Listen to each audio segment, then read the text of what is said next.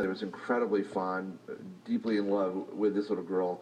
They slept on the floor at night. The way they heat their homes in Korea is to put bricks under the floor, so the heat actually radiates from underneath the floor. Unsuk was 11 years old. I had photographed, as I said, a lot of these kids. Unsuk was, in fact, the 5th child that I found to photograph.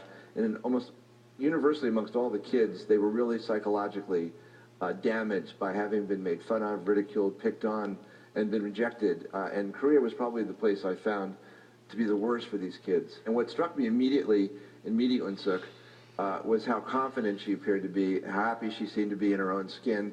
And remember this picture, so I'm going to show you another picture later, but you can see how much she looks like her grandmother, although she looks so Western. I decided to follow her to school. This was the first morning I stayed with her. This is on the way to school. This is the morning assembly outside her school.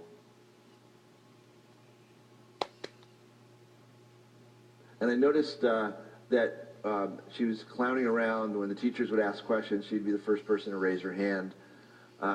Again, not at all shy or withdrawn or anything like the other children that I'd photographed. Again, the first one to go to the blackboard to answer questions, getting in trouble for whispering into her best friend's ears in the middle of class. And one of the other things I'd said to her through the translator, again, this thing about saying stop, was to not pay attention to me. And so she really just completely ignored me most of the time.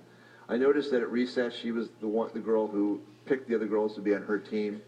It was very obvious from the very beginning that she was a leader. This is on the way home. And that's North Korea up along the hill. There's up along the DMZ. They would actually cover the windows every night so that light couldn't be seen, because the South Korean government has said for years the North Koreans may invade at any time. So there's always this, the closer you were to North Korea, the more terrifying it was. Very often at school, I'd be taking pictures and she would whisper into her girlfriend's ears and then look at me and say, stop. And I would stand at attention. And all the girls would crack up, and it was sort of a little joke.